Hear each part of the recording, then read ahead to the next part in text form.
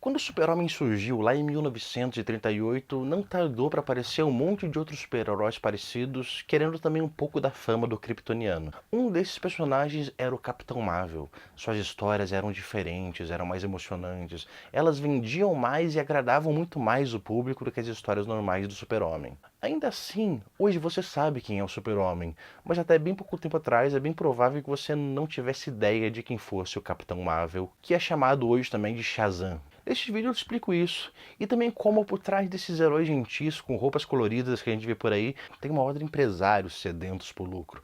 Meu nome é Guilherme Dobristop, eu sou professor e mestre em História, e esse daqui é o História Fora de Foco, Shazam.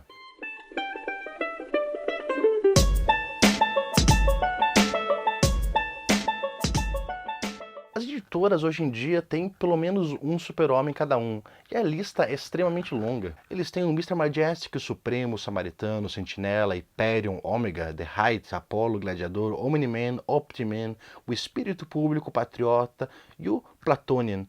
A lista é gigantesca e eu podia continuar aqui falando o nome de super-heróis até amanhã ou ainda até você desistir desse vídeo, passar para o próximo e fechar a janela, o que não vai demorar muito para acontecer. Mas se a gente for lá para o final da década de 30, começo da década de 40, as coisas não eram bem assim. Primeiro, tudo isso daqui começa em 1938 com Action Comics número 1. Com isso apareceu o Super-Homem e depois disso uma série de personagens tentando imitar ele. E no meio de um monte de imitações sem criatividade apareceu um cara diferente, inovador, que agradava o pessoal. Era o Capitão Marvel, publicado então pela editora Fawcett. Mas ainda que eu esteja dizendo para vocês que o Capitão Marvel era inovador e não era tão parecido com o Super-Homem, a ideia era realmente usar o Super-Homem para vender. Não à toa, colocando aqui lado a lado a capa da Action Comics número 1 e da primeira aparição do Capitão Marvel, dá para ver que as duas capas têm ali uma série de semelhanças. Os dois estão arremessando carros, os dois estão arremessando um Fusca, porque pensem, a gente está falando ali do final da década de 30.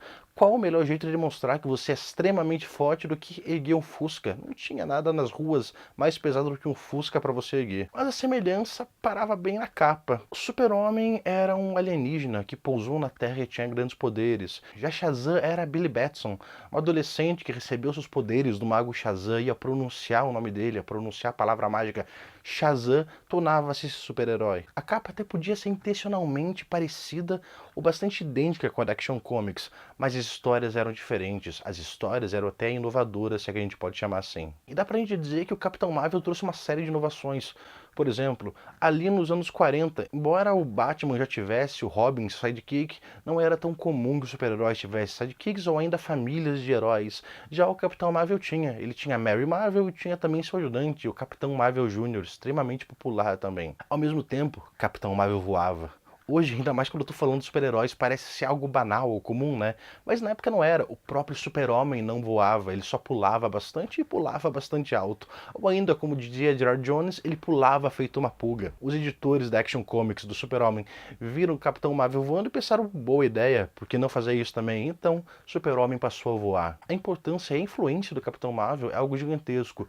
Por exemplo, eu posso dizer algo pra vocês. As pessoas não conhecem os super-heróis pelos quadrinhos. As pessoas conhecem eles pelo cinema, pelas séries de TV, não é? E a razão pela qual todos conhecem o Super-Homem e o Batman há tanto tempo não é só pela popularidade dos quadrinhos, mas também porque filmes do Superman ou do Batman, cara, eles estão aí na mídia faz muito tempo, a gente assiste isso desde criança, desde que a gente não tinha nem noção do que a gente estava assistindo. E depois que o personagem aparece no filme, no seriado, ele ganha bastante popularidade, a gente não pode negar. Por exemplo, depois do Esquadrão Suicida, a Arlequina, que é claro, já era um personagem popular, se tornou muito mais popular e muito mais conhecida. As histórias e quadrinhos dela aumentaram consideravelmente nas suas vendas. Antes dos filmes dos Guardiões da Galáxia, quem realmente conhecia Star-Lord e aquela galera? Muitas poucas pessoas. Hoje todos conhecem, hoje muito mais pessoas leem quadrinhos deles. Ou seja, a mídia dos filmes, a mídia das séries de TV ajudou muito a tornar um personagem popular. E normalmente o personagem só vai pra lá se ele já for um personagem popular. Hoje em dia isso não é tão comum, né? Um exemplo que eu posso dar disso é os Guardiões da Galáxia. Ninguém conhecia eles antes deles irem pra televisão, antes deles irem pro cinema. Mas antes você não colocava um personagem na TV, você não colocava um personagem no cinema se ele não fosse popular. E esse era o caso do Capitão Marvel. Ali em 1941, Capitão Marvel teve a sua série de TV chamada As Aventuras do Capitão Marvel. Shazam!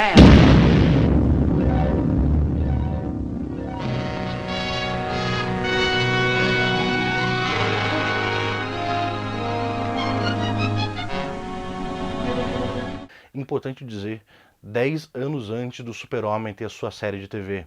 Claro, a gente não pode desconsiderar que na época o Super-Homem já tinha ali a sua série de rádio, mas isso é bastante importante pelo seguinte, Capitão Marvel foi o primeiro super-herói a ter uma série de TV, foi o primeiro personagem a aparecer numa tela, a ser encenado por alguém. Outra influência legal aparece nos artistas mais conhecidos que a gente tem, Elvis Presley. Muita gente, e Grant Morrison em Super Deuses é uma delas, diz que o Elvis Presley usou bastante do visual do Capitão Marvel Jr. na hora de compor o seu visual.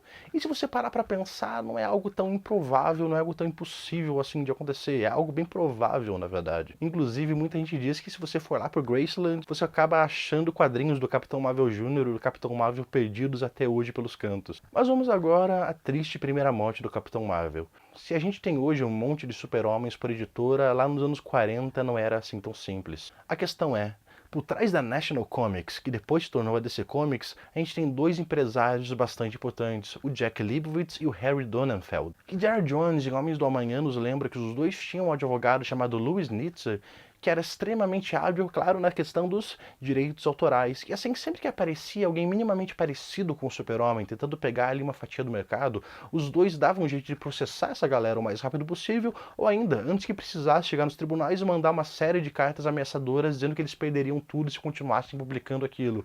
E as pessoas, é claro, paravam de publicar, porque o medo dessa galera era extremamente grande. Não foi o caso da Fawcett, eles continuaram publicando o Capitão Marvel. A questão foi para os tribunais, e surpreendentemente, Capitão Marvel ganhou. A Fawcett ganhou da DC Comics. E o Capitão Marvel continuou sendo publicado. O juiz à época disse, isso não é um plágio, isso não é uma cópia do Super-Homem, vocês podem continuar publicando essa revista. É claro, Jack Leibowitz não aceitou tão fácil assim a derrota nos tribunais. Ele prontamente colocou uma série de advogados para folhear e ler incansavelmente as páginas do Capitão Marvel e começar a procurar qualquer evidência de plágio que tivesse ali. No meio disso tudo também tem um pouquinho de questão territorial. Ou seja, o Harry Donenfeld e o Jack Leibowitz eram editores que trabalhavam ali nas gráficas nova-iorquinas já há décadas. Já os irmãos Fawcett, que estavam publicando o Capitão Marvel, eram recém-chegados aqui nessa área, ou seja, eles estavam invadindo o território alheio. E talvez até por serem um pouco alheios a tudo isso é da onde vem o sucesso do Capitão Marvel, ou pelo menos um pouco dele. Por quê? Por eles serem protestantes ali de Minnesota, diferente de toda aquela galera que era dona de editores ali em Nova York, os quadrinhos da Fawcett, principalmente do Capitão Marvel, tinham um ar diferente, mais inocente, mais pueril, e que enfim acabava alegrando ali o público, alegrando as crianças, os adolescentes e por que não até os adultos que liam os quadrinhos e ao mesmo tempo trazendo muito lucro para Fawcett e também tirando muito do lucro à National Comics. E esse ar inocente e pueril não foi suficiente para acalmar a galera da National Comics, principalmente quando o Capitão Marvel começava a vender cada vez mais e passar nas vendas ali o Super-Homem. E um novo processo foi aberto, ele foi reconduzido e continuou por anos até que em 1953 um juiz chamado Leonard Hand deu ele ganho de causa para a DC Comics. A Fawcett então fez um acordo com eles, pagou algumas centenas de milhares de dólares e prontamente deixou de publicar os quadrinhos da família Marvel. Para Fawcett também não valia mais a pena brigar. Pelo seguinte, eles já estavam publicando o que era chamado de Gold Medal, que nada mais era do que romances baratos publicados em forma de brochura. Os adolescentes cresciam, não queriam mais ler quadrinhos, começavam a querer ler romances e a Fawcett publicava esses romances, muitas vezes publicados e escritos por pessoas que não tinham vez nas grandes editoras e encontravam ali seu lugar na Fawcett. Ou seja, ela continuou ganhando muito dinheiro mesmo sem o Capitão Marvel. Dessa forma, para alívio da DC Comics, o Capitão Marvel deixou de existir.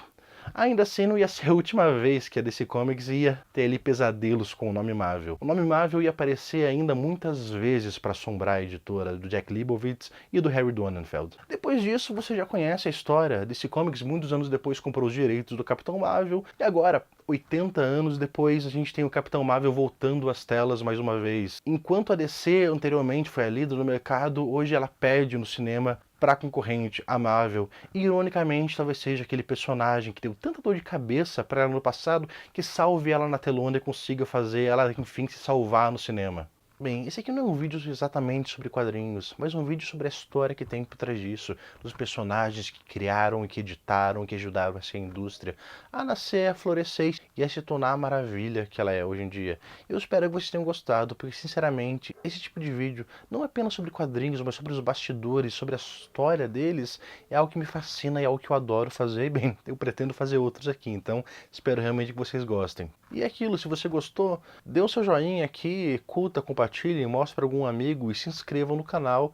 E bem, a gente se vê na semana que vem. Um abraço.